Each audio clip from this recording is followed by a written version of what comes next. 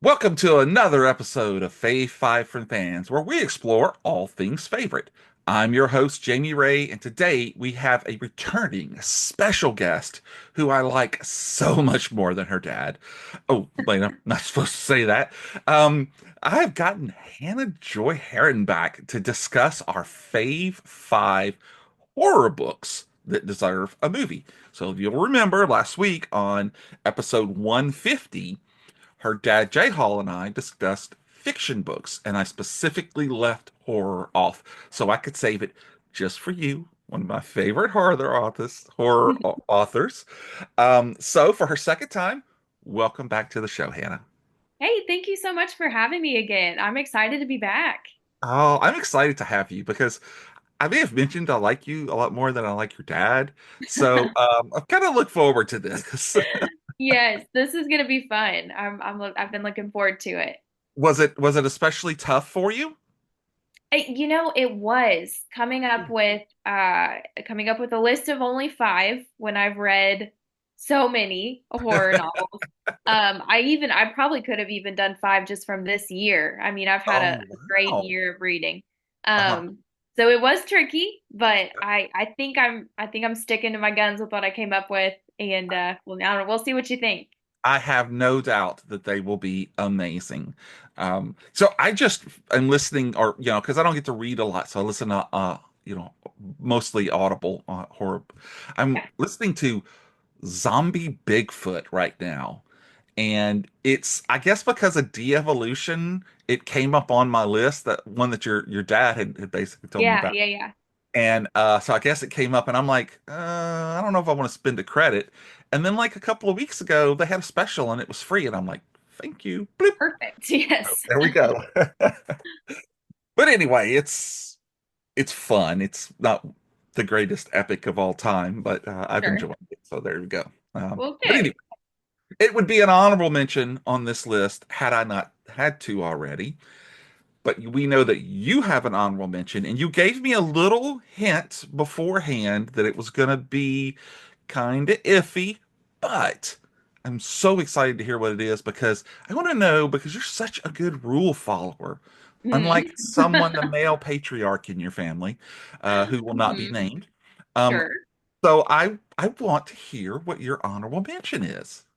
So here we go. This is a book by one of my favorite authors for about the past 5 years. My dad did introduce me to him. Okay. It's Paul Tremblay. I don't know if you've ever read any of him before. He's absolutely fabulous. He writes almost exclusively horror, sometimes dabbles a little into like thriller mystery as well, but usually all kind of within the larger scale of horror. Right. And this particular book, I say, is maybe slightly bending the rules a little bit on our list because there are whispers that it may already be optioned for a film. Okay, So, so that is totally acceptable. As perfect. long as there's not like pictures from the set or we know that it's true. Honestly, it doesn't matter. I'm gonna give you a pass anyway. All right. Uh, Perfect. So there's not even a confirmed cast yet. There's no photos from a set. I don't believe any filming has actually happened. But there are kind of whispers here and there if you're looking up stuff about the book that there could be a film in the works. okay. Within those whispers, there's even talk that maybe Robert Downey Jr. is a producer on it. Wow. Be Okay. very excited. Yeah, that's a huge name. Paul Tremblay's had a few things adapted before, kind of here and there, but nothing maybe quite to that scale.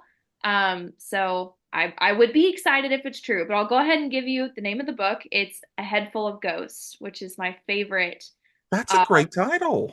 yes, and it is a great book to go with a great title. So I'll give you just a little bit about it without giving too much away because it's one of those that I think the less you know about it going into it, the more you're going to enjoy it and be Right. surprised.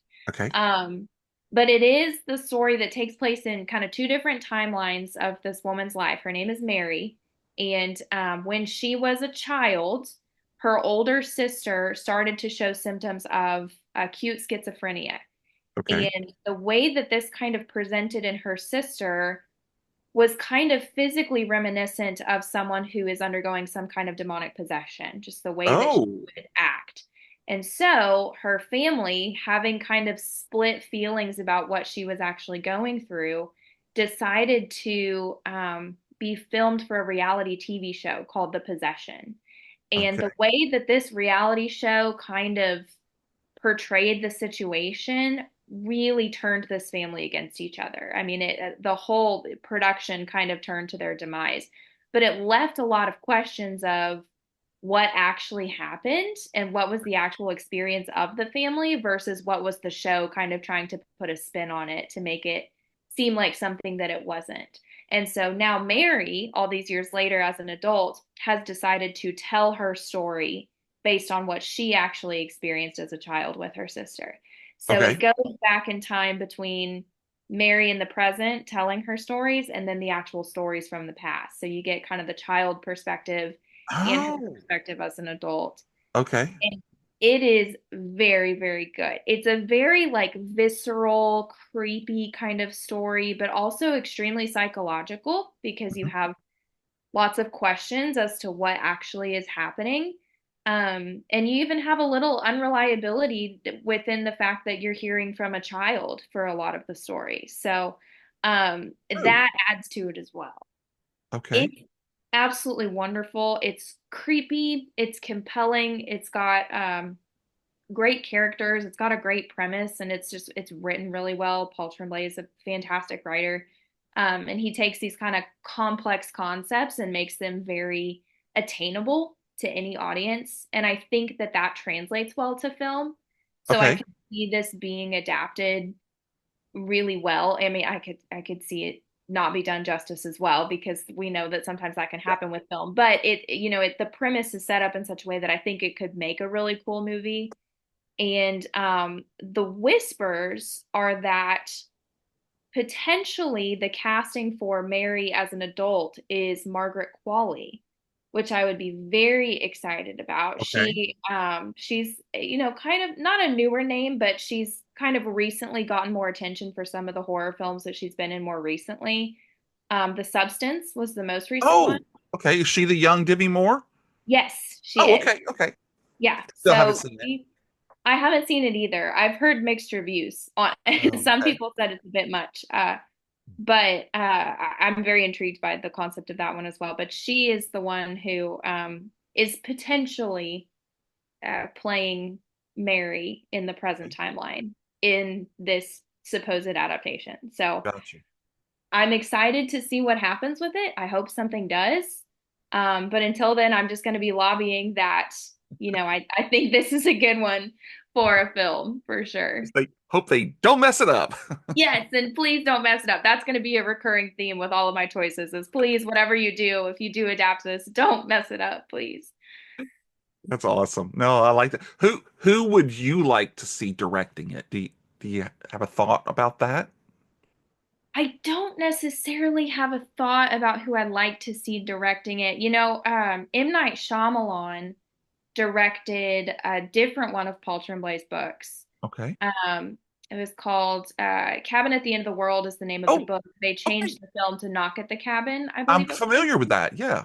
And he did a pretty good job. He changed, it's M. Night Shyamalan, so he's always got to have the twisty ending, right? And he ended up changing the twist Uh-huh. from how it was in the book to how it was in the film, and that got a lot of backlash. So, Well, I think it's tricky because you've got directors that feel the need to take creative liberties to kind of put their own stamp on a story. I great. wouldn't want that to happen with this one. Yeah.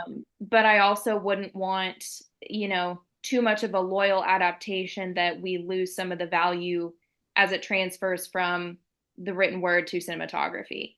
Yeah. So it's tricky. Yeah. Yeah. I agree with you. And sometimes I would, of course, I mean, it's more money, but I would love to see them film the ending of the book and then film their ending of it. And you Yeah. could like have it as a DVD or streaming feature. Yeah. Alternative ending. Yeah. Yeah. Yeah. Yeah, yeah. So, have you ever seen the movie Joyride with No, I Paul haven't. Okay, so it's this just horror movie. It's a really good one, but about a trucker named Candy Cane who follows them.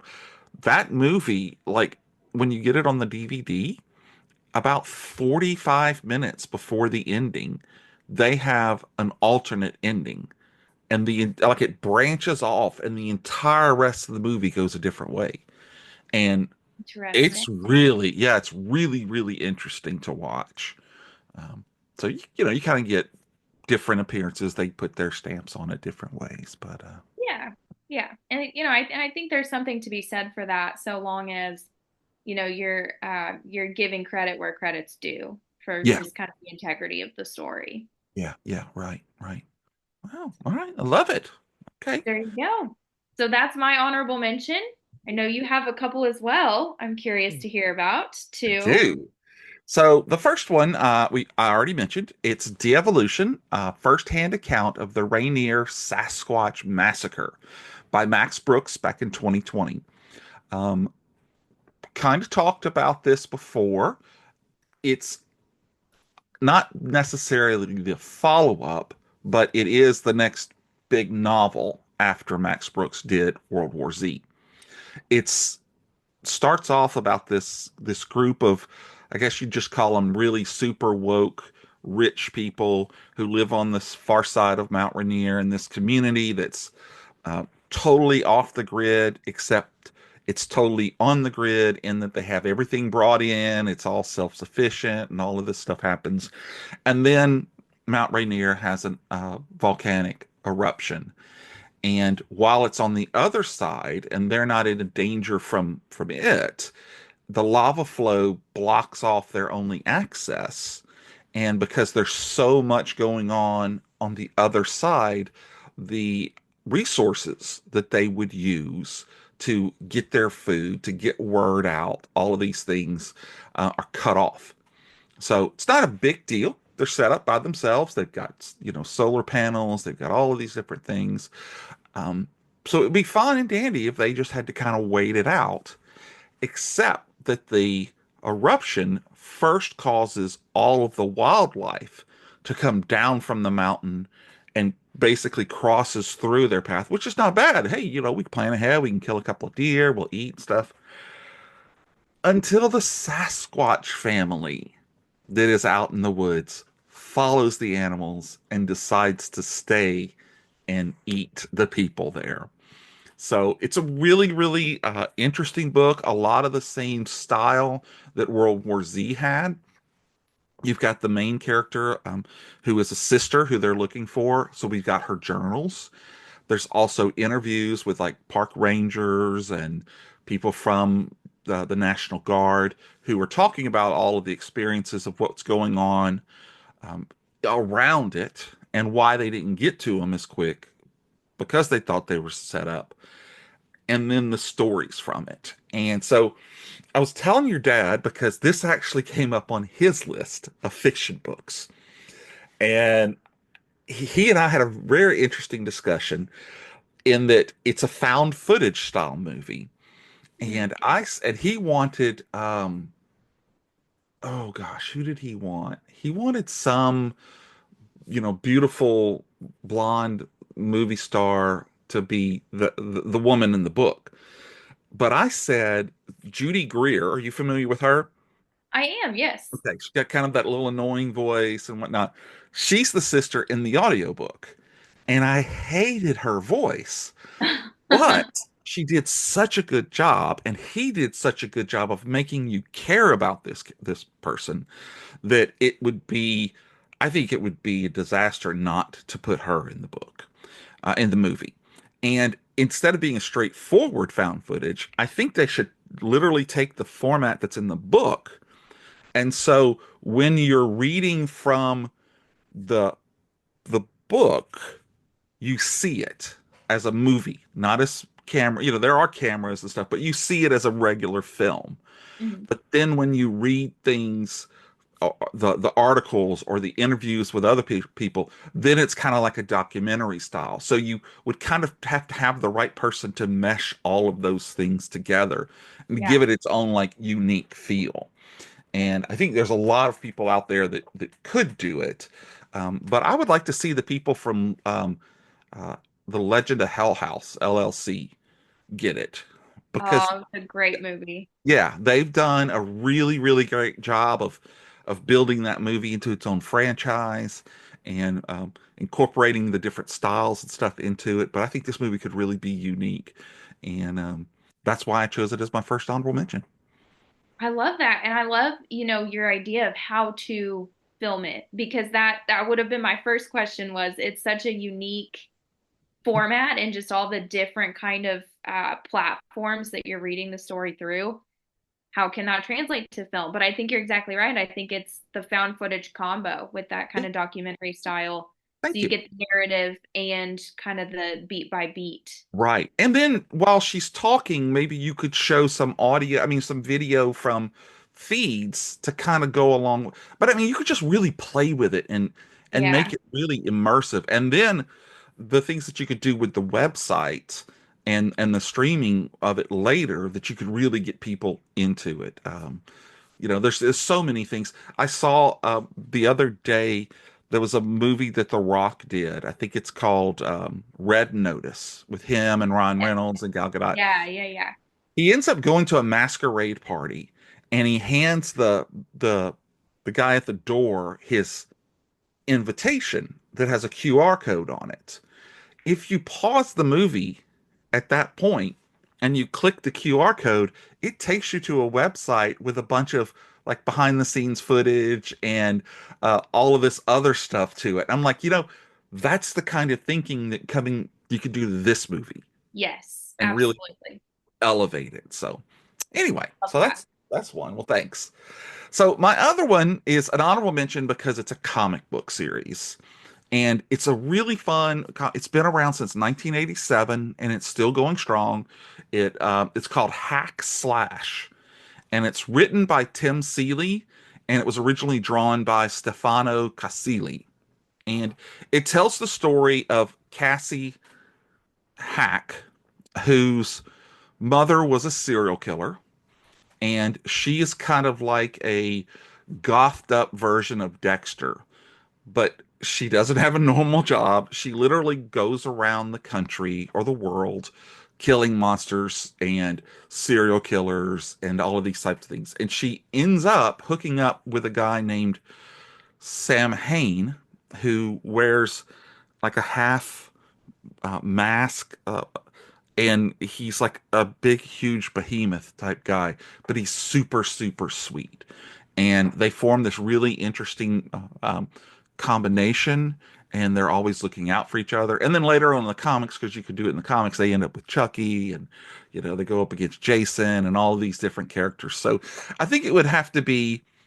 I would kind of like to see it as an animated film, kind of in the version of the first Spawn movie, where you could bring in, if you could get the licensing for it, you could bring in some of these other characters, but you could also tell the story of Cassie and her mother and how that has not only put her where she is, but how she ultimately deals with it. And I think you could do it like an HBO Max type deal, and maybe it could be a movie, every year, something like that. So it's really tongue in cheek. There's a lot of hot babes in it. I won't lie. It has that whole appeal to the 18-year-old male. But if you read it and you get into the story, you see that there's a lot more to it than just that. And there's a lot of killers, all these kind of different killers. It's really interesting. So that's what I would choose, the hack slash comic starting from 1987. It sounds like fun. It could also be a fun, just kind of ongoing series. I don't know if True. they've wrapped it up as far as the comic goes, but Still going. I mean, it's yeah, just one thing after another. very fun. Yeah, I'll have to check that out. I haven't heard of that one, but Yeah. it sounds It's really it's interesting. like the omnibus is huge. Okay, so Yeah, commitment. that's it. Commit. Awesome. All right. Well, now that we've gotten all of those out of the way, all those very honorable mentions. What a moment of A honor. moment for the honorable mentions. I am now ready to just dig into your list and find out what your number five is. All right. So I've been really excited to talk about this one. It's a newer book. I Okay. had to go with one from this year because it's been an incredible reading year for me, like I said. So this is a book by Josh Malerman, which if that author sounds familiar to you, it might be because he's the author of Bird Box, Oh, okay. which did get an adaptation a couple years ago. I believe Netflix. Yeah, two of them actually. Well, Yes, that's a, right. a Barcelona. I don't know if it was from a book or not. Yeah. So, he is doing all right for himself as an author. He's putting a lot of good stuff out there. And he wrote a book this year called Incidents Around the House that is one of my favorite horror books I've read ever. And I just read it a couple months ago. So um, I've been really excited to talk about it, especially with another horror aficionado. So this is a story that it's also written from the point of view of a little girl. Okay. And this little girl is haunted by this, we'll just call it a presence of Okay. sorts. She refers to it as other mommy, which that in Oh, itself is terrifying, if you yeah. ask me. Yeah, Uh, shades of Coraline. yes, it is. It is kind of reminiscent of that. And other mommy and her kind of develop a relationship over time. And so at first it's just kind of this thing in her closet, and then she kind of gets closer and closer, and they talk a bit more. And other mommy has a request for this little girl, and that request is that she would like to come into her heart. Now, we don't know what this means, right? From, as an adult reading it, and I'm Doing trying to good. decipher, what this little girl's situation. Very, very creepy, very interesting. And the situation with other mommy kind of escalates beyond this little like haunting in the closet. And she gets out more. She starts interacting with more members of the family. She starts interacting with them even outside of the house. And so the haunting just gets kind of bigger and bigger and more violent as the story goes on as well. So it's a very like classic, not even quite haunted house. It's almost more just like ghost monster kind of madness story. Um, and really, one of my favorite characters from the story is not the little girl itself. It's the grandma who starts to get involved with the situation. She's Okay. kind of a quirky grandma, but she has a lot of like good advice. She's one of the first people in the story to actually like kind of think logically about the circumstances. Yeah. And she plays a cool part, and I love like a cool grandma trope, particularly in horror. I don't feel like we get a whole lot of that in horror. So when I was thinking about who would I want to be involved in this film, I immediately went to Jamie Lee Curtis as the Oh, grandma. yeah. I think she'd be fabulous. She has that kind of spunkiness to her. She can play a good like witty character. She Hmm. plays intelligent. I think she would be perfect for that grandma character. And maybe that's specific to me. I don't know if everyone else loved that character as much as I did, but I thought she was absolutely awesome. It's your Uh, list, so forget what they think. So that there you go, doubling down. I think Jamie Lee Curtis should play the grandma in that one. Awesome. But it's a fun book. I know a lot of people haven't gotten around to it yet because it's only been out for a few months, I think. Okay. But I've got to plug it because I just really, really enjoyed it. And it was very, very creepy.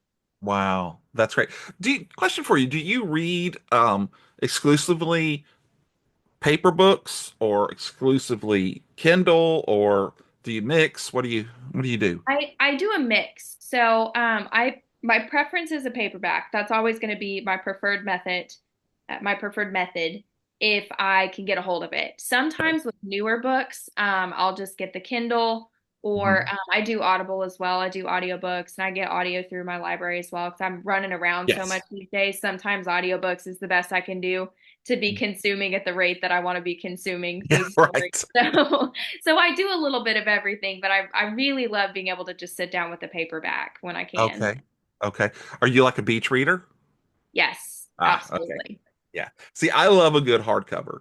And I guess just from growing up, that's, that was the thing is you'd find your first edition hardcover and Yeah, sit down crack and read that them. spine. Oh, what? Gosh. But okay, well, that's a great pick. I like that. I like Yeah. that. And so, did you read or listen to this book? So I listened to this one. Huh? I got it pretty quick after it came out, and it is read by a little girl Oh, doing the wow. audio. And that makes it so much creepier than, Yes. than an adult trying to do a child's voice, because there's Right, something right, right, kind of right. weird about that.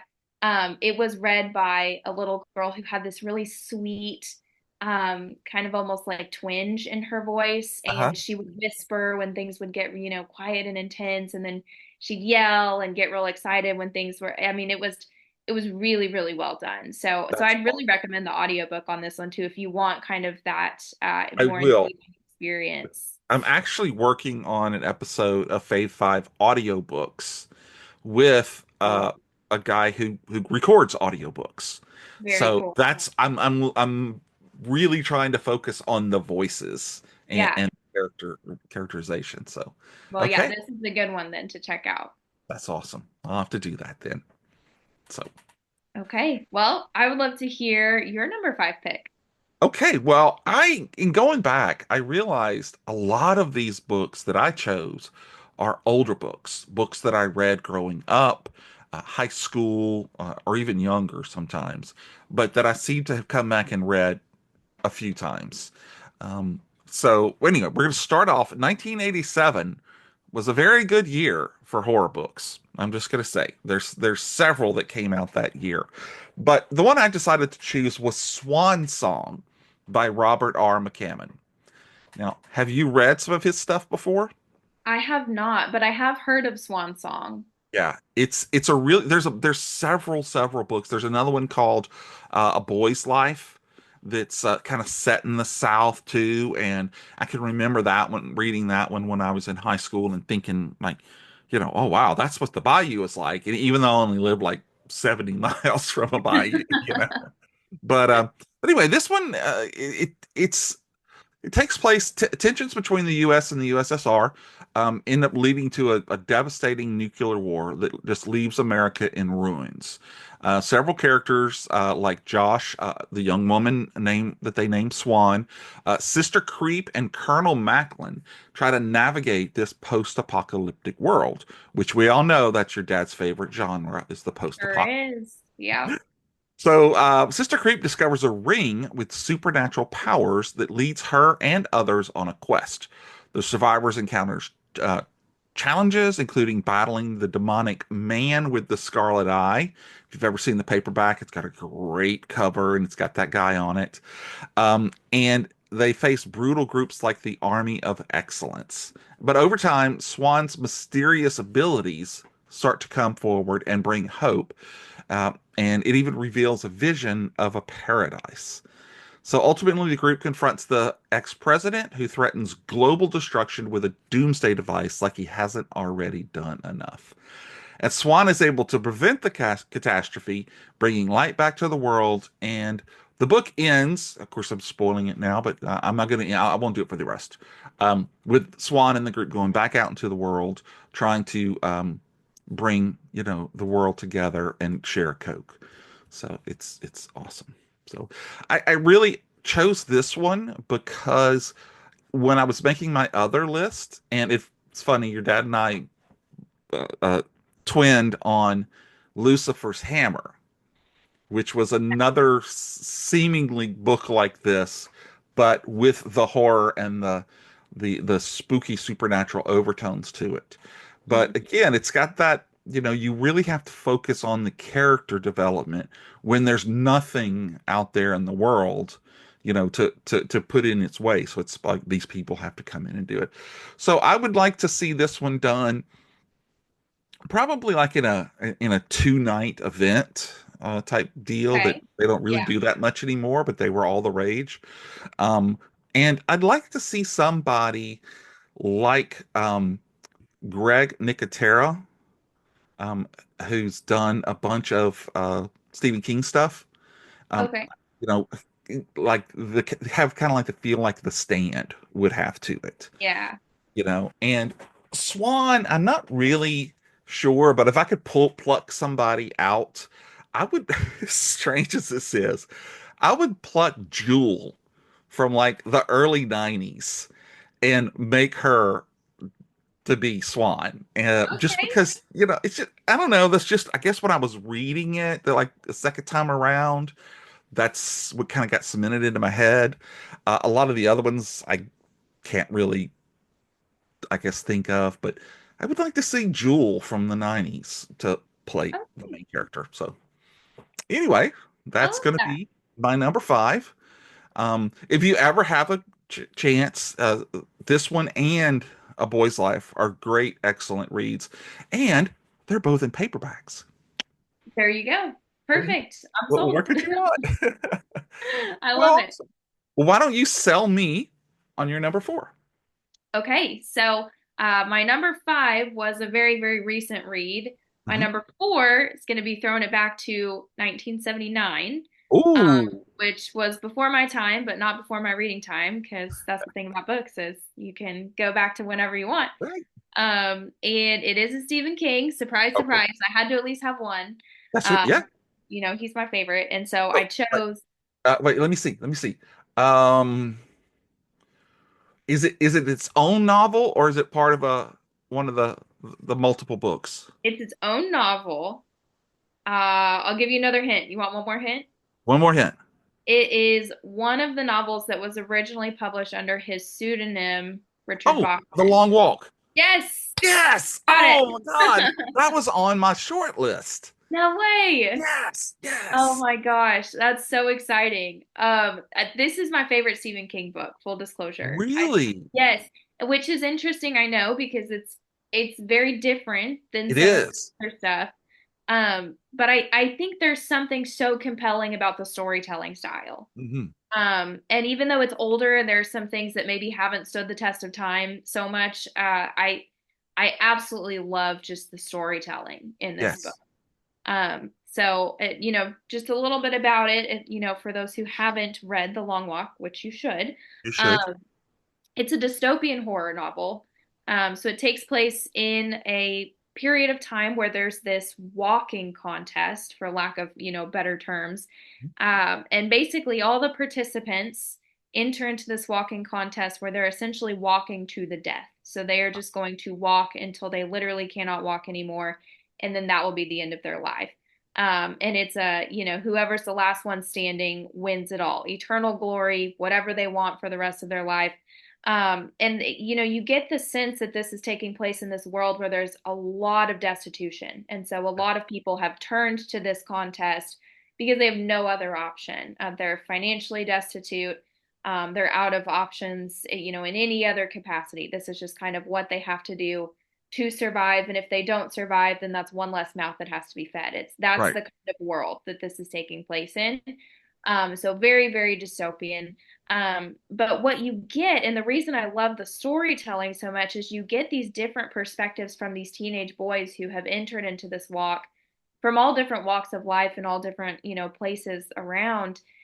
And you get each of their independent stories as to how they kind of ended up in this desperate enough situation to enter into this contest. And you follow one character in particular, but as he's kind of making friends along the way, and enemies along the way as well, you're getting all these other perspectives that's telling you, they're each kind of individually telling something about the world and the situation of the world and what families look like in this world and what relationships look like in this world. And so it kind of all comes together for you in these independent stories that you're learning along the way as they're just literally walking until they can't walk anymore. Yeah.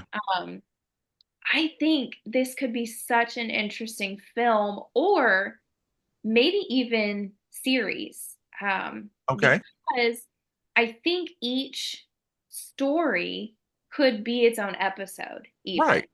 And so even like a mini series, like an 8-part, eight part episode kind of situation, I think that could go really well for this type of Yeah. story because you're getting kind of individual stories within the larger story, which is, Right.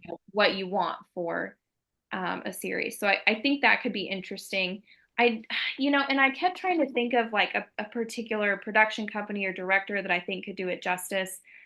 There's been a lot of great series kind of like this, but it's just such a unique story. I wasn't able to kind of quite put my finger on it. Yeah. But I do think an interesting actor for the main character could be, I'm going to botch his last name. I don't remember how to pronounce it, but it's Noah Schnapp or Schnapp Okay. from Stranger Things. Oh, okay. Okay. Which one was he?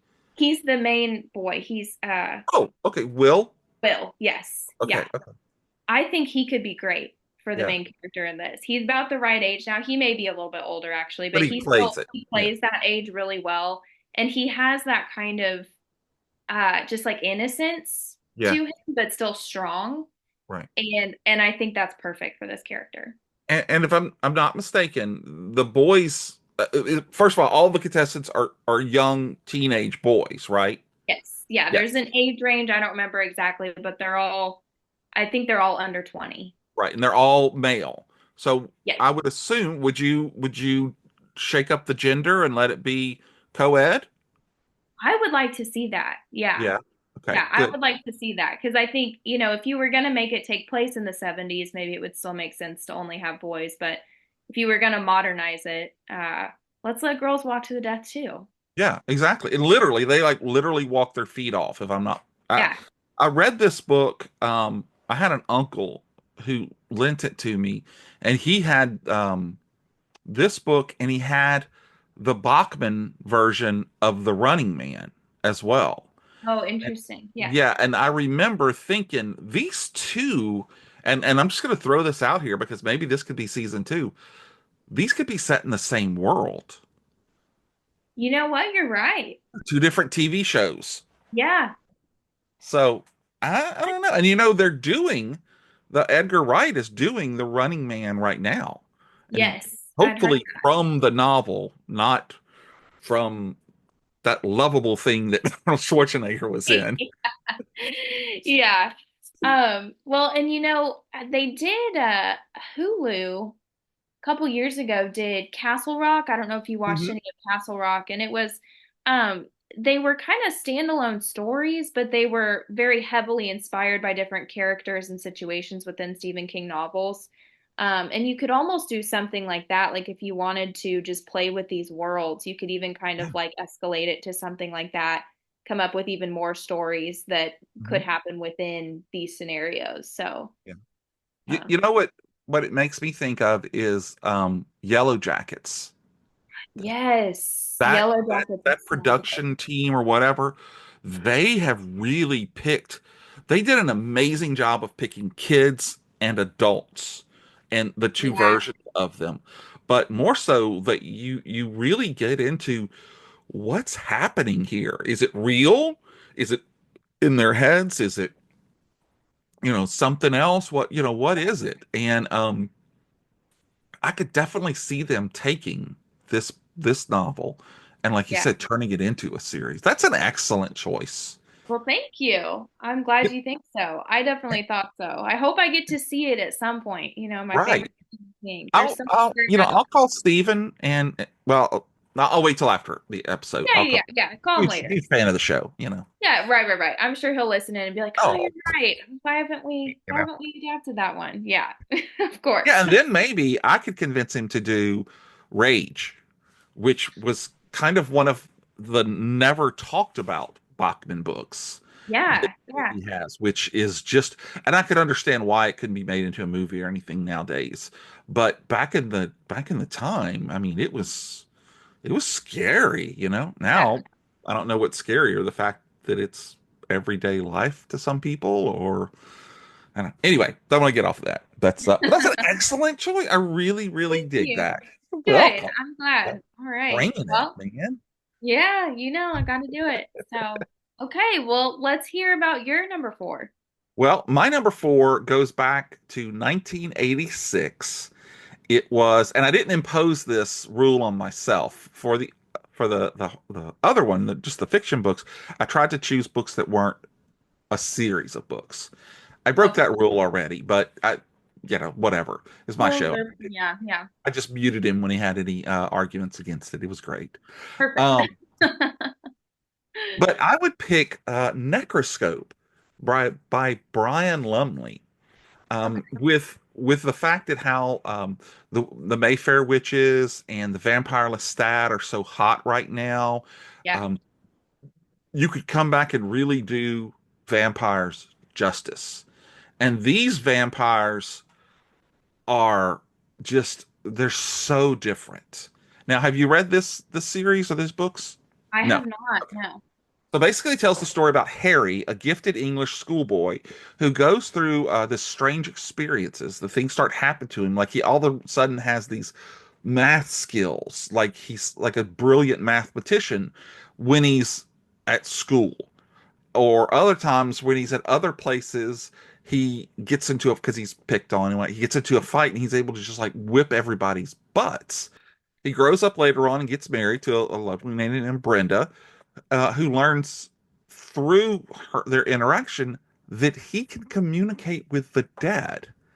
And unbeknownst to him, these skills that cropped up all over his life, they were actually a version of necromancy that he wasn't aware he was tapping into.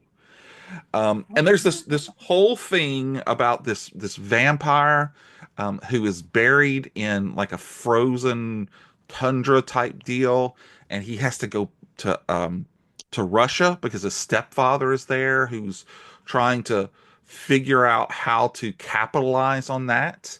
And then Harry later on joins this thing called the E branch, which is kind of like a BPRD, where they take people with different. Um, there's no Hellboy in it, but they take people with different skills and put them all together. So anyway, it's a really great book, and the end of it ends up with, well, I guess I shouldn't say that, but he ends up into a time loop, okay, that when the books ends you're like, okay, well, is that over? Well, it's not. It's the first of like 5 or 7 books, but it's really great because a lot of times people have spirits, like the Ghost TV series or Ghost Whisperer, but this one is that he actually picks up skills from them and doesn't realize it, and it's not until much later on that he has to learn how to have this communication, and when he does, it ends up being with this ancient vampire. And so there are some amazing stories in this that actually got turned into a comic series for a long time. So I could definitely see something like this coming out of, um, you know, uh, um, AM, what is it? American Movie Classic, AMC, uh, Okay, yeah. Yeah. something along that same lines and do it. And I just think it would be an interesting show, one that I remember. And each book is like the paperback again. Paperbacks are Yeah. like this, and so you've got plenty of source material to go to, and you give it to the right hands, it could go on for years. Yeah. All right, well, that's Necroscope by Brian Lumley back from 1986. Very fun. I love that pick. I'll have to check that one out as well. Now I'm getting book recs I and know, right? perfect. Yeah. All right, well, why don't we hear what your number 3 is? Okay, so for number three, this is an author that anyone who's known me for more than 30 seconds, they hear me talking about her because I came across her not too long ago, and she became one of my favorite horror authors. It's Ania Alborn. I don't Oh, know if okay. you've heard. Huh? Um, she is absolutely awesome. The book I want to talk about specifically is Seed, Okay. because I love the story. I think it can make a great film, but also I think it's awesome that it initially started as a self-published piece that was like Oh, picked up and sold to the masses when it gained very rapidly in popularity because her writing is just that good. So yeah. anytime a story can kind of start like that, I love those success stories. So Mhm. Seed is really interesting. It's about this family who they survived this pretty traumatic car accident completely unscathed. Like everyone is fine, everyone walks away from the crash. It's one of those kind of freak situations that could have been so much worse, Right. but everybody seems okay until little ways down the road, the youngest daughter starts acting kind of funny. Okay. Not in any kind of physical way, but more in just like a psychological way. She starts kind of acting in a way that she never has before. And Okay. some people think, oh, it could just be trauma from the accident. It could, she may just be acting out. There's, all these kind of different logical solutions to what's Sure. going on. But her dad starts to kind of recognize some of the behavior. And turns out there is a connection between what is going on with her, something that went on with him in Oh, his childhood, and something from the car accident that has connected these people. okay. So, a very interesting connection, turn of events kinds of situation with this story. Again, similar to the first book I talked about, Incidents Around the House, where the child aspect of it causes for some really, really creepy Sure. moments. Now, this one, I listened to the audiobook of this one as well. It's not narrated by a child, but the narration is done very well by the different roles that are kind of played out. So once again, you kind of get that very like engaging connectivity to what's going on through the narrator. So it's another one I would highly recommend to check out on audio. I think as far as who I would like to see produce this movie, I thought immediately of A24. Oh, yeah. They do such a good job with the creepy. Like I thought of I watched Talk to Me not too long Mhm. ago, which is one of theirs from a year or two ago. I don't remember exactly when it came out, but they had that same kind of like slow burn dread creepiness and then the really like in your face scary moments. Right. That's how this book is written. It's got some kind of like slow burn, prolonged, just like creepy, eerie situations that all of a Mhm. sudden escalate very quickly. And I think they do that super well in their films. They, Midsummer is another good example of that. Just kind of that like dread filled suspense that Yes.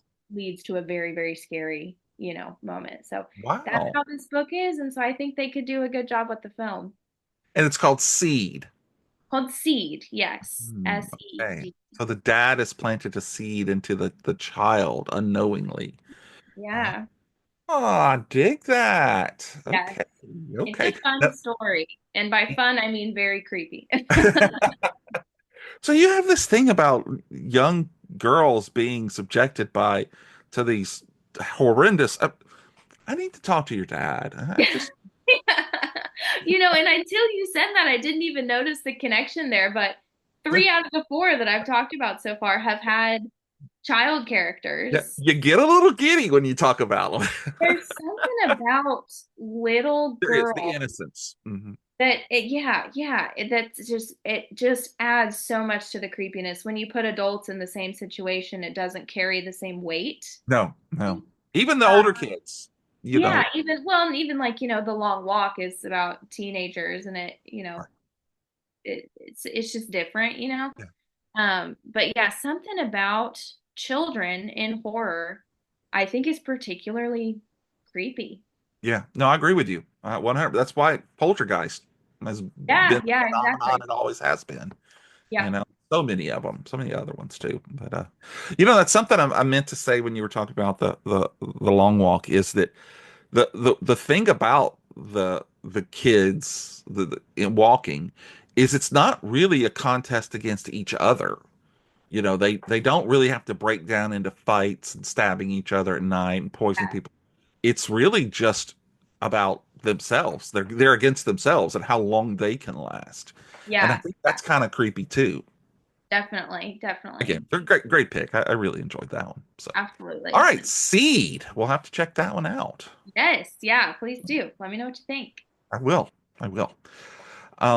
So I am now going to parry that one with my number three, and I'm hoping that you've heard of this one before. Okay. Not many people have, and I don't know why, because it's a great book. It's called Stoker's Manuscript by a guy named Rouse Prouty from 2013. Nothing. Okay. So this is a book that takes the Dracula book, okay?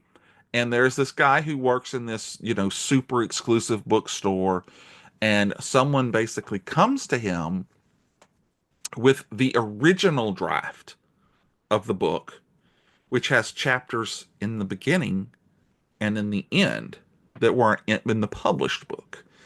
And basically, you're finding out that Bram Stoker wrote this from experience and that it was real and there are actually vampires out there.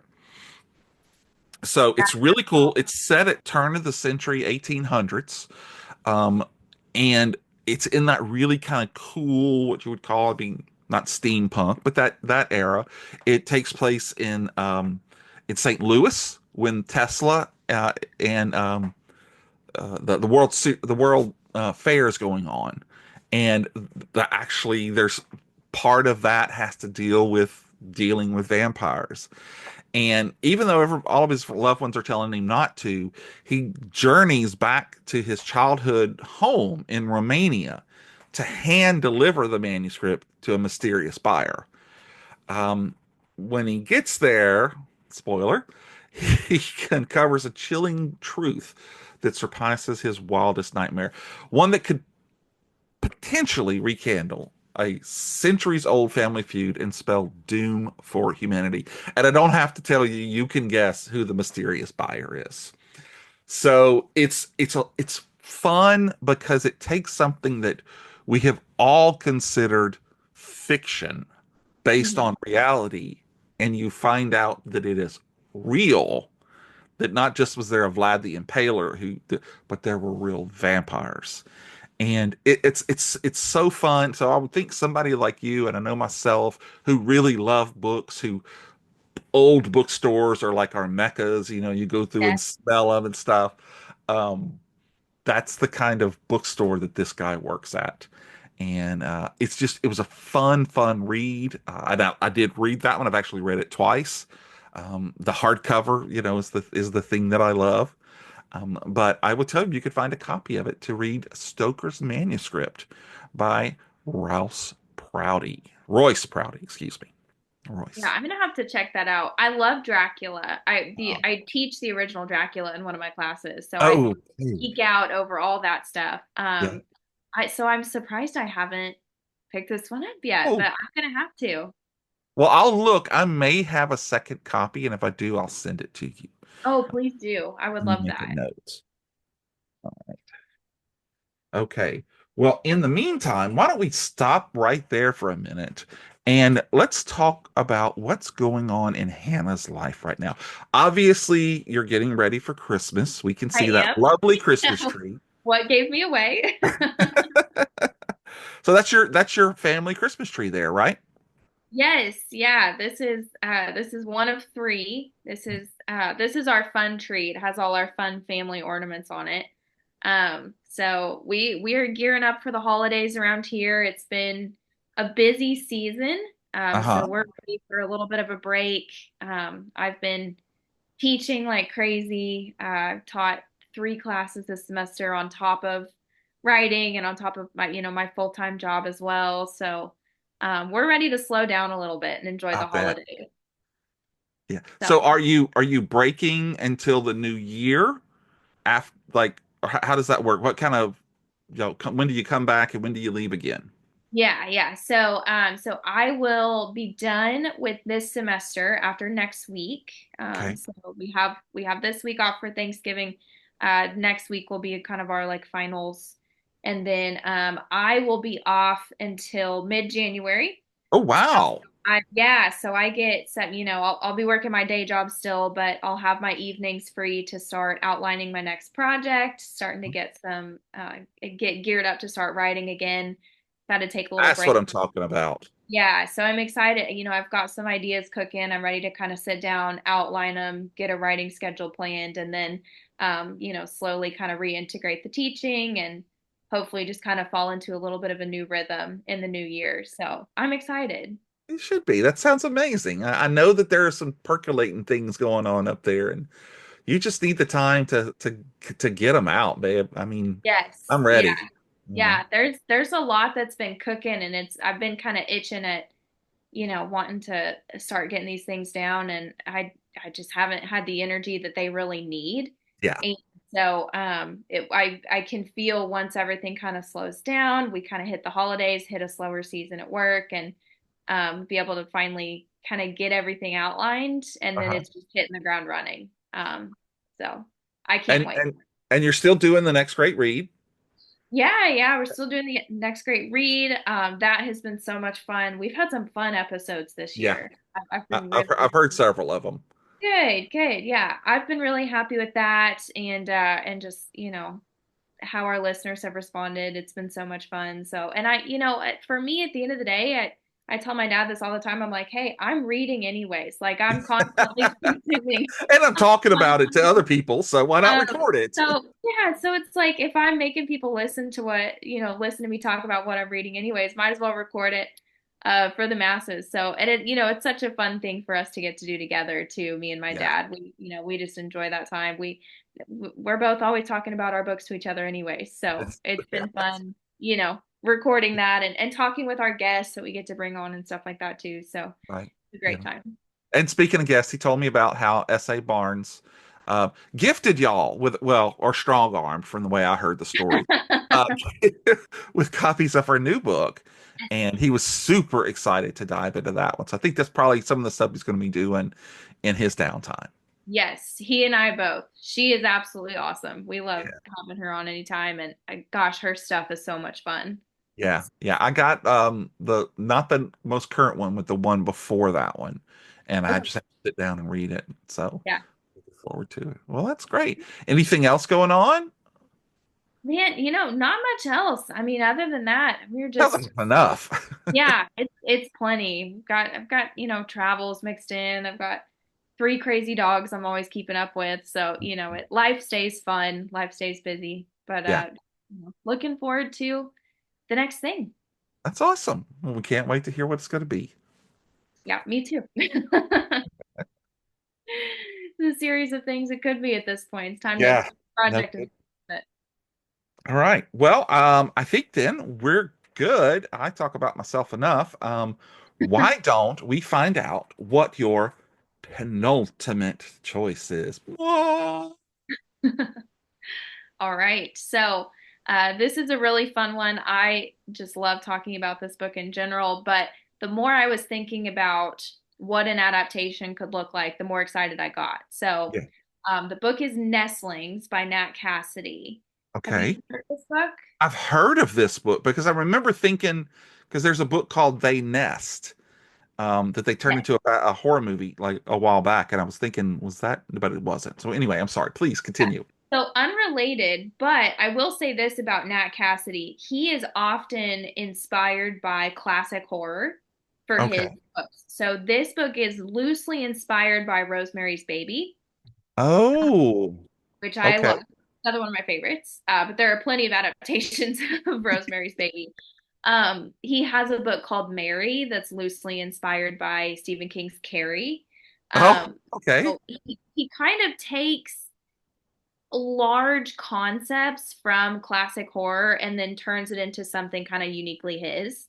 Okay. But it's kind of like a if you know, you can kind of pick away at little things that you think he may have been inspired by from these other classic stories, which is kind of fun. It's, for the horror nerd in me, I love a unique modern story that is reminiscent of things that were very popular from the classics. So, Right. um, so with Nestlings being kind of a take on Rosemary's Baby, we have this young couple and they are kind of down on their luck financially. They have a 1-year-old baby.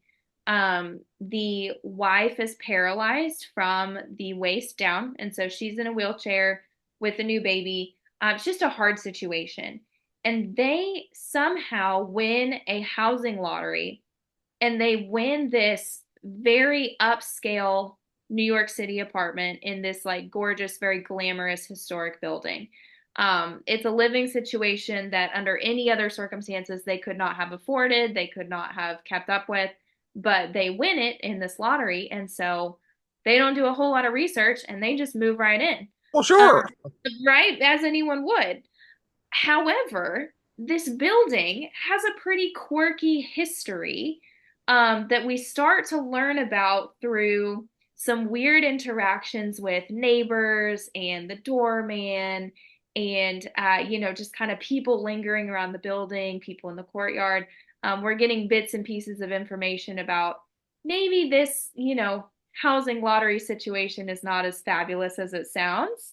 And then, of course, we have the baby starting to act a little bit different once we move into the new apartment. Maybe that Okay. has something to do with its history. Who's to say, right? I guess I'll have to Right. read and find out. But it is a really awesome story. It's very it's not slow burn like Seed is slow burn. It's more just as you're learning more and more information, the more creeped out you're getting. Right. At first it just kind of seems like, oh, some things are weird, some things may be off, and because of the genre that it's gonna, all kind of come to a head, but you don't really know how. Yeah. And then the deeper that this couple kind of gets into the situation, the more you're like, oh my gosh, get out of there. Yeah. But of course they don't because it's this gorgeous apartment that they've won and they try to fight for it. And it was not worth fighting for. I'll tell you that. I'll tell you that much. I won't tell you what happens, but man, it takes some crazy turns. There Wow. are a lot of awesome, awesome characters in this book, and I had a hard time really kind of pinpointing exactly who I'd want to play which character. I thought a little bit about Chris Pine, maybe for the dad and like a Lucy Hale kind of character for the mom. I don't know. I think looks wise, I think they kind of match the parts, but also like the age difference, I think makes a bit of sense for the characters. Um, I also think Chris Pine has that thing about him where he can play very charming, very sophisticated, but he also can play kind of mysterious. And so I think that could fit really well. There's lots of interesting characters in the building though too, and I think, I could go around and pick each individual, like who I think could play who, but also I think I kind of portrayed them in my head maybe differently than they were meant to be portrayed because I kind of personality typecasted. So I'm trying not to, put too much into that as well. But I think because of that, it could be so interesting to see on the screen, not just because of the cool, creepy stuff and the cool architecture that's described. And, there's a lot of things that would be just fun visually, but I think watching these characters come to life would be really interesting. Wow. That does sound like a lot of shades of Rosemary's Baby. Yes. But I mean that's just cursory, look at it. Correct. I was trying to think in my head and I pulled this straight out of my brain. I did not look at it at Google when you were talking. There was a book from Charles L. Grant called The Nestling, just one. And I was Oh, like, "Oh, he loves old horror." Is this like what? No, it's not. It's a completely different book. okay. Um, so anyway, I found that interesting. There's also a lot of books on birds nestling, but no horror books about it. So maybe that's put that down in an idea book. Yeah, yeah. Demonic Not a bad birds idea. come out of their nestling and attack people. Hey, Birdemic Part Two. Who knows? yeah, who knows? Who knows? I've always been a little afraid of birds, so could do As well, something you with should be. They're that. Yes. creepy. All right. Wow. What about you? What is your number two? Well, this is going to be by far my oldest book. Okay. There are three books that this guy wrote that I really enjoyed. The so I got it down to two that I had to pick from, and I ended up picking this book. It's a book by James Herbert, who is an English writer. The other book was called Rats, and this one's called The Fog. Now, it does not have anything to do with the John Carpenter Fog. Um, Okay. it is basically a story about this guy named John Holman who like works for one of the UK departments of I don't know environmental or whatever. Um, he is driving out to a Ministry of Defense base that's set out in like a rural village when there's suddenly this earthquake and his car gets falls into it. It releases this deadly fog that has been trapped underground for years. How long, no one knows. But as it comes over his car and over him, it drives him insane. Okay. The fog then possesses him people around him, turning just normal people into these homicidal maniacs that just doing the most heinous crimes. Well, he wakes up later in a hospital room and he is back to normal, but he is the only person who is immune to this fog. Um, all at the same time, there's teachers and priests are murdering kids, and and the government is getting worried because it's approaching London as it gets closer and closer. As a matter of fact, the fog ends up getting into an airplane, and it causes the pilot to crash the Boeing 747 into something that was called the Post Office Tower in London, now just called the BT Tower. I don't know. But as it multiplies, it's threatening all of London and then maybe all of England. So Holman, who is again the only one immune to it, could literally be the last hope of all mankind to stop the fog. It is it definitely needs to be set in like the 70s, even maybe the 60s, in that era, because it is such a British film. So if you've seen, like uh, oh god, the Quartermass experiments and those types of movies, they have that feel to it where the government knows something's going on and everybody's acting and they're getting, on it. Not to give anything away, but then you kind of find out that, well, this thing maybe isn't exactly what we thought it was. Maybe the government and the Ministry of Defense being stored underground, and it just has that really like impending doom. It takes place, I mean, right off. I mean, the basic opens up as he's driving out there, and the world opens up and swallows him, and it's just straight off from there.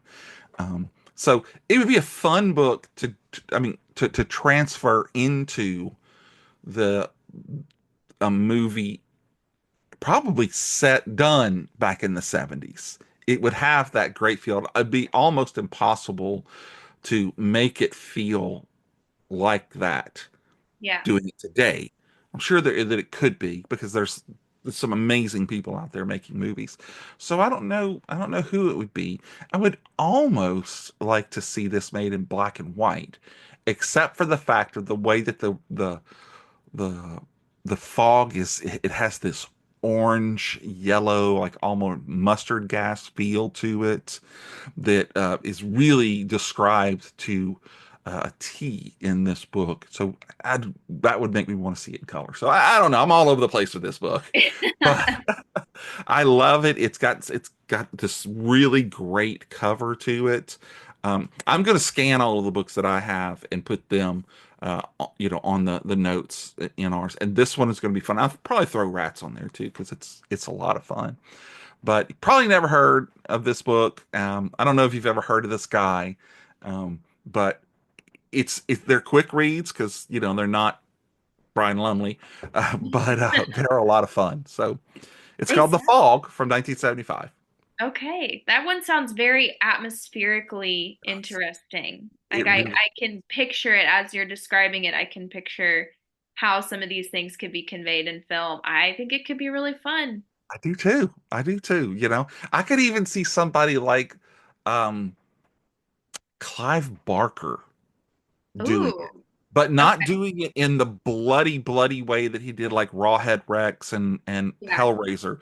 Again, yeah, you'd have to build that atmosphere, and a Mhm. lot of it could be like the violence could be covered by the fog at the last minute, because you and I Yeah. both know there's been so many horror movies ruined by showing the monster or Yeah. showing the violence just to show it. And Right. sometimes it's better off that you hear the violence instead of Yes. seeing it. So Yeah. yeah, I could definitely see that. I like that idea. Yeah, I like that take. You're exactly right. I think we talked about this when we talked about Stephen King adaptations, and that sometimes it's the what's left up to the imagination is always Mhm. more scary than what someone can actually put in front of you. So yeah, I think that caters to the atmosphere. Absolutely. Yeah. Well, thank you. Well, listen, before we get to our absolute favorite choices, like your dad hates, but I love to do, I want to put you on the spot. and Okay. you could put me on the spot. Um, what is one other unfilmed Stephen King novel that you would like to turn into a movie? Doesn't have to be any of his horror books, but any of his books. Oh, that's such an interesting question. Okay, the first thing that came to mind, it may be a film and maybe I'm just not aware of it, but actually not at all one of his better books, but Uh-huh. just I think could be extremely interesting as a film is The Cell. It Has is. that It been was turned adapted? into. Yeah, it was turned into a movie with John Cryer and Samuel L. Jackson. Really? Yes, but Okay. it could be redone. And that is not at all one of his better books. That book No. is No. is Well, okay. goofy. I have did I ever tell you the story about when I lent that book out?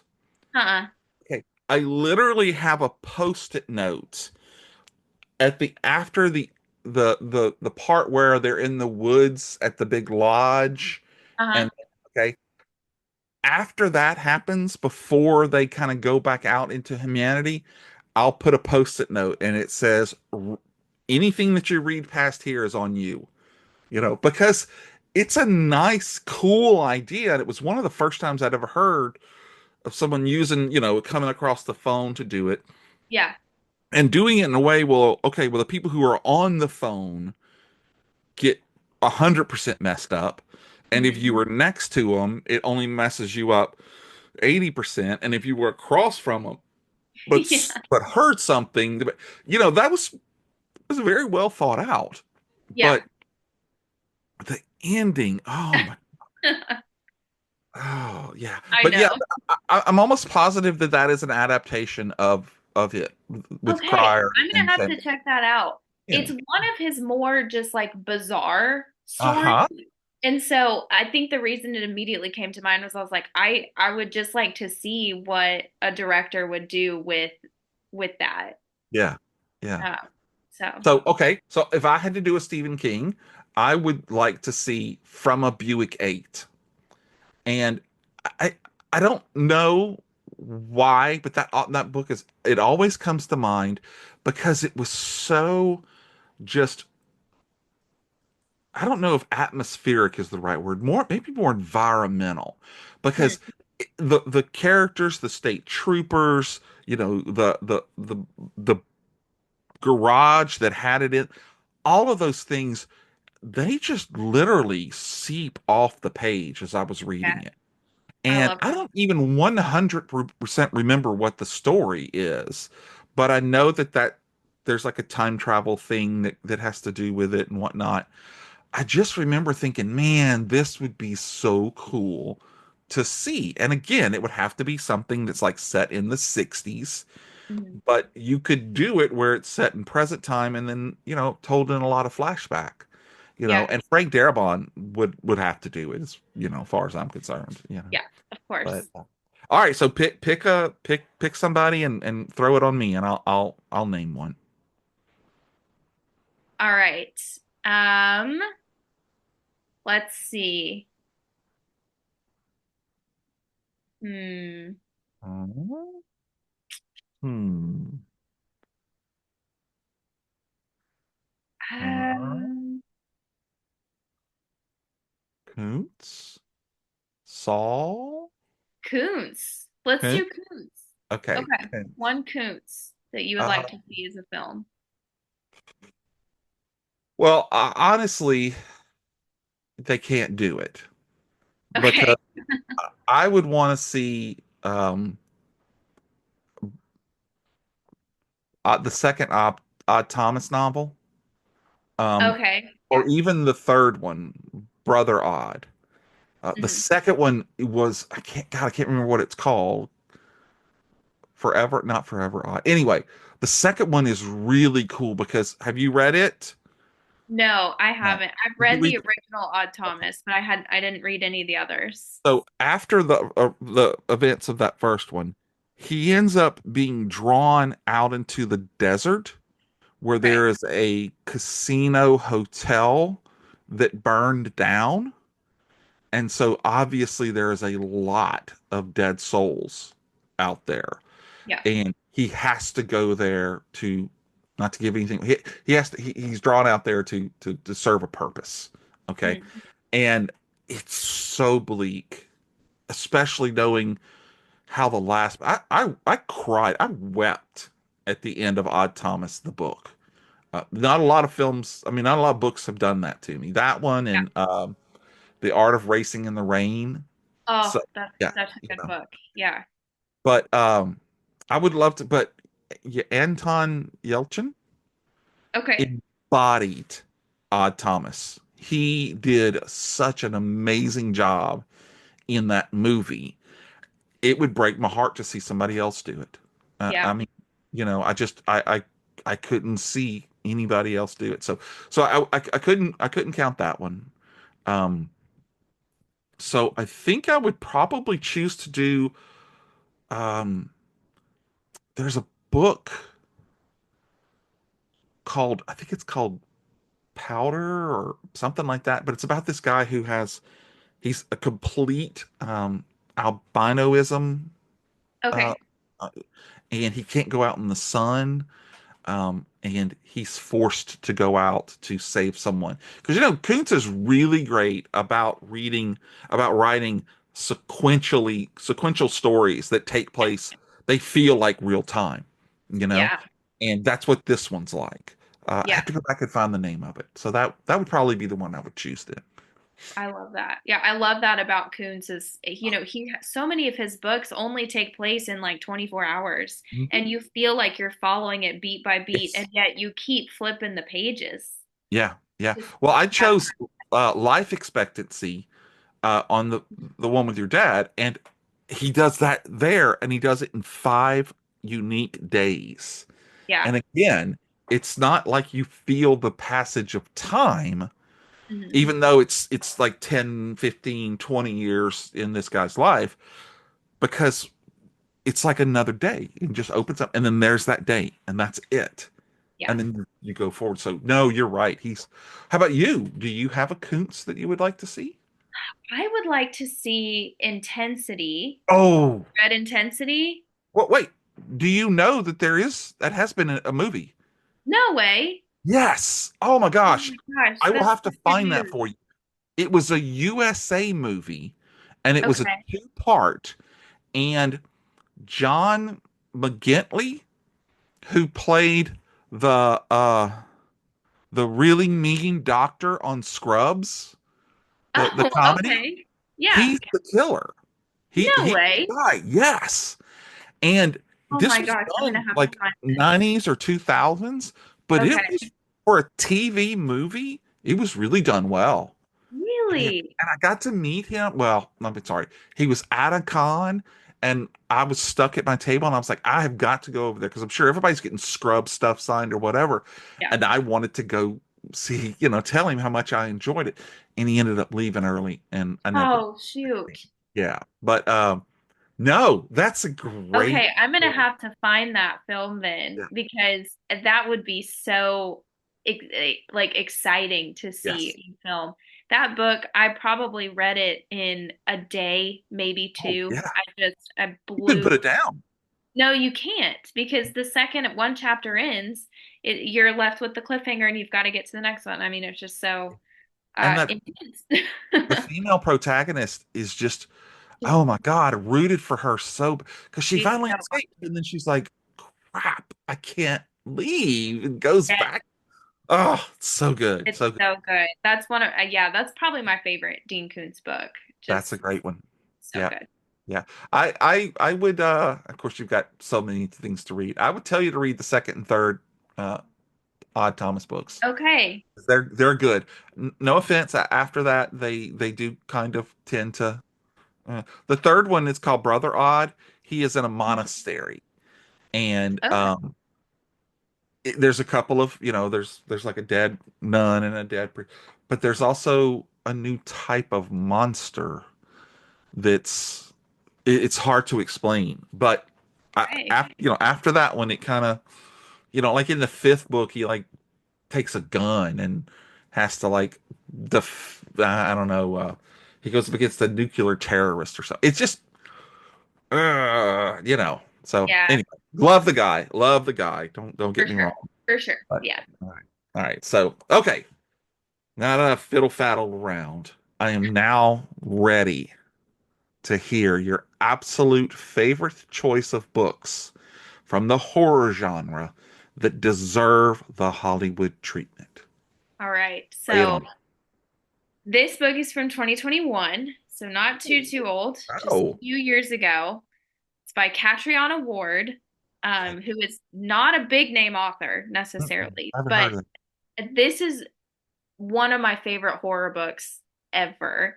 Wow. Um, Oh, it's number it is, one. yeah, it's called The Last House on Needless Street. I've Have you heard of heard this of it? book. Oh my gosh. You have to read this book. If you Okay. pay zero attention to anything else I say tonight, at least read Oh, this book. I hang on every word, girl, but yes. You're too good. You're too good to me. So, here's the interesting thing about this book, though. Okay. It is so good at not giving anything about itself away. Like, Oh, if you Google this book, it even like the Goodreads are all very vague about what it's about. Like the Amazon summary, like anything you kind of look up about this book, unless you go on like Reddit and want it yeah. spoiled for yourself, it's very, very good at being cryptic about what it's actually even about.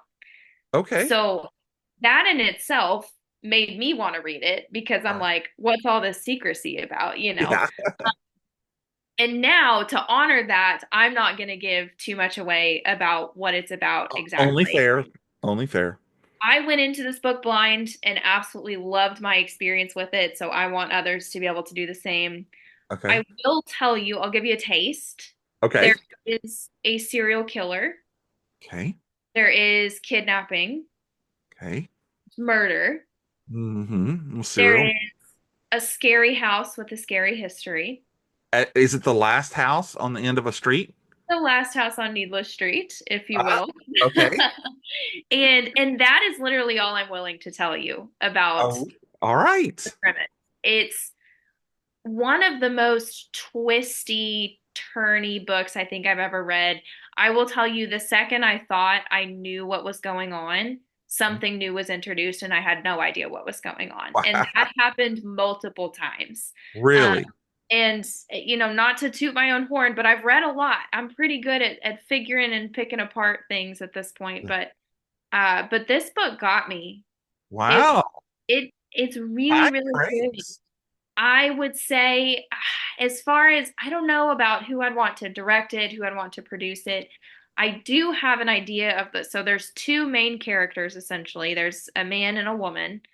Um, I would love to see Micah Monroe as the woman.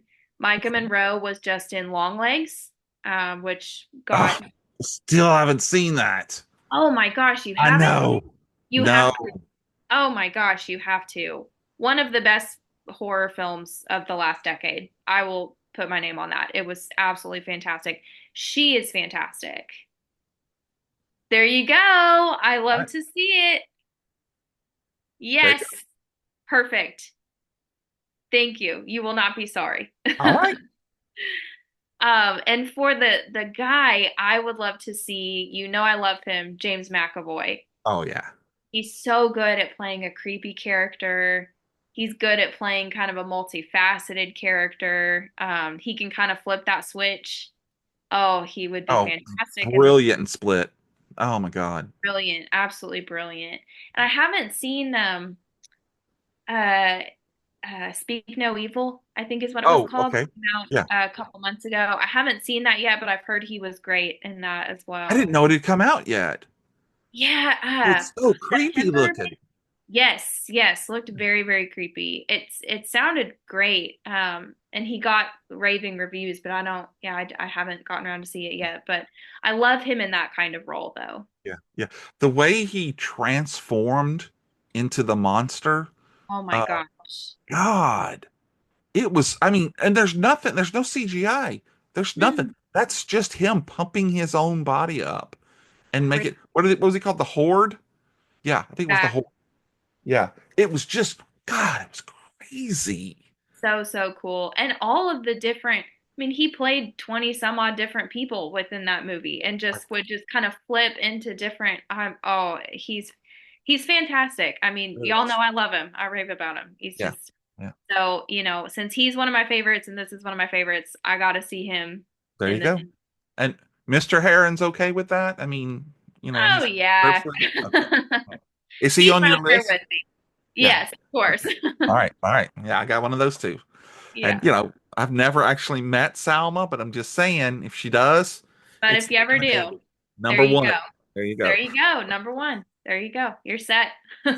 Wow, that is awesome. Well, I'm going to I'm when I finish Zombie Bigfoot, I will go right into it. I'll let I'm you know. excited to hear what you think. Yeah.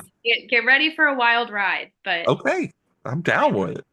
And I but get to my commutes are about 35 minutes each way.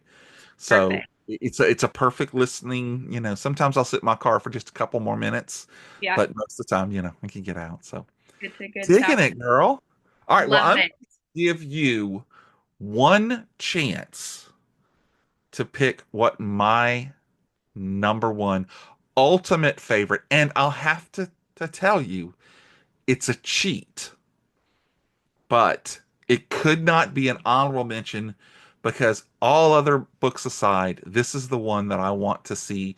I'll give you a hint, done right. Can you guess? Never heard me Mm, talk about this. I'll give you a hint. There are some zombies involved. is it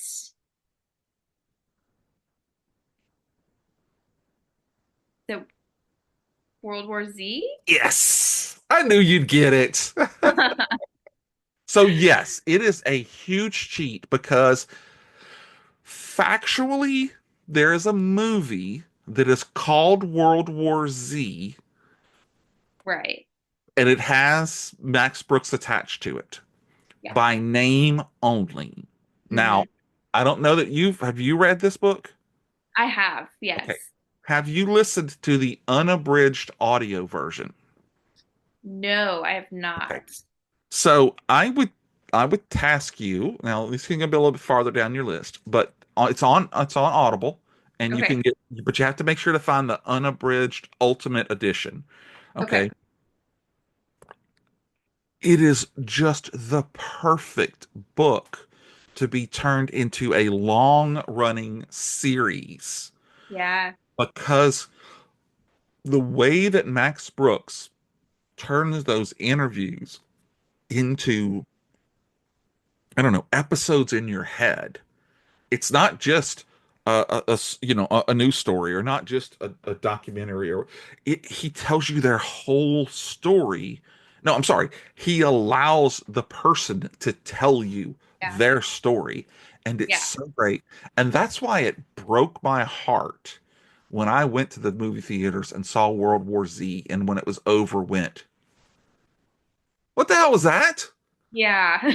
If they'd have just called it the War of the Zombies, Yeah. it Yeah. would have been a wonderful zombie film. Sure. There's It's so good, much good in but that book.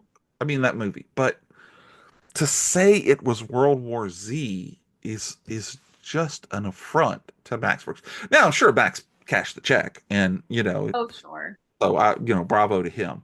Yeah. But this is the book that needs to get the true Hollywood, you know, uh, AMC Plus, Showtime, any one of those that could take it and give it the money and give Max the freedom to do it. I would sit there. I'd buy a streaming service just for this, Just for you that. know. Yeah. And so Yeah. if you listen to it, you know the Battle of Yonkers, and Hmm. then they go back at the end and they go to the same army guy, and he talks about the battle with the single slow rifles with the nuns giving them. That's Mark Hamill, and he just the way he tells that story, and Max Brooks plays the journalist who went around the world getting these stories. So it's his voice, and then they have just a plethora of voice actors come in and Very cool. tell the stories of these people. So that's why I tell you it's great. And especially if you remember, there's the story about the female Air Force pilot who was flying from Florida to Texas, and she gets plane try, and they crash off of the I-10 elevated causeway Yeah, bridge. Um, I swear to God, he drove down here and got off of the I-10 bridge and walked around because he he just illustrates the whole thing in the book exactly the way that it is. that's And so cool. yeah, when an author can do that, not just so many times, you see Louisiana and we row our P rows with our pet alligator to the, to school and to work where we wear our overalls with, he really told it exactly like it was, and just it was That's awesome. fantastic. So that's what I would like to see. I would like to see World War Z given the true treatment that it deserves. I love that pick. I saw World War Z. I saw the movie before I read the book. I Oh, actually okay. read the book not that long ago. Oh, Uh, okay. Well, that was the way to do it then. yeah, because I wasn't disappointed with the movie at the time, and No, no. then Why would you be? because I mean it's a good zombie movie. It's a zombie If film. you don't know any better, then They threw a it's lot of money at it, and there's yes, yeah, amazing scenes. The whole wall around Jerusalem, all brilliant. very cool. Yeah, very well done. But then reading the book. I was like, did I just misremember that movie? And no, I didn't. They're Yeah, two totally different things. They're totally different. And my dad had said that, of course, because he's a yeah. fan. And but I had to, like all things kids do, I had to experience it for myself, you And know. then, like we all grow up to learn, Dad was right. Right. I Yeah. don't Surprise, like to tell him surprise. that, but Right. Yeah, you can cut that part out, but No, I'm but I'm with you though. That would probably be the ultimate way to do it because the whole thing is that this stuff is 10 years after the events of right, World War Z. And so it is really a retrospective, and just the way that you go and interview these people, like the guy who was the bodyguard for all of the Hollywood types that streamed where they were, and all these people came to try to get in and get safe. And the way that he described all of the, you knew exactly who they were, and so right. that's who should play them in the movies. Yeah. No, I would, like I said, I would get a whole streaming service, just the World War Z channel, and Yeah. I'd pay for it. And I'd probably pay for a couple of different people's just so that it gets its money. Yeah. You know. I love that. Wow. Well, awesome. Well, I'm glad you like that. I appreciate it because I know that this was a challenge because it was a challenge for me, and I had to do it twice. And the other one was not nearly as tough as this one because, like you said, we love us some horror movies. We do. So I appreciate you taking the time to do it. Absolutely. This was so much fun. So fun to rehash and think about, some of my favorites and what I'd like to see with them. And I know you have such excellent taste, but to know that you love intensity. And for Christmas, I'm able to give you the gift of what you would have. Bing! I've made it into reality just for you. I love it. I know. Christmas came early this There year, you just go. before Thanksgiving. I'm so excited. Yeah. Well, folks, that concludes the countdown of our 5 favorite books that deserve the Hollywood treatment. I'd like to thank Miss Hannah again for taking the time to compile your list. Absolutely. And thank you for having me again. This is so Cool. fun every I time. do. I love when you come on. I like when your dad comes on too, but Yeah, whatever. he's all right. Yeah. Yeah. So for all you out there in the podcast universe, we know that you have a choice in podcasts, and we appreciate that you tuned in to Fave 5 from Fans, and we hope you had a fantastic time. Don't forget, if you enjoyed it, we would be eternally grateful if you would go to whatever podcast streaming app you use and give us that 5-star review. Your support is invaluable. I mean, invaluable because, I can't pay you for it, so there's no value for me to give. Anyway, in helping the Plastic Microphone Studios flourish. And honestly, even if our show didn't quite hit the mark for you, we would not be upset if you fib a little and leave us a glowing review anyway. I, for one, am fine with the cosmic karmic implications of that. We encourage you to engage with us on social media platforms like Twitter, X, the Gram, and now we're even on Blue Sky. Let's keep the conversation going and make this podcast community even more vibrant and exciting. Thank you for being part of our journey. We can't wait to share more thrilling content with you in the future. Stay tuned for more Fave 5 from Fan adventures. New episodes come out every Friday, unless they don't. So be sure to subscribe and follow us so that you can catch all of the episodes. And remember, folks, it may not be the best, it may not be the most popular, but if it's your favorite, then it's good enough for us. Thanks so much for joining us. Hannah H., take us out. All right, folks, go find a horror novel to read. I love it. Take care.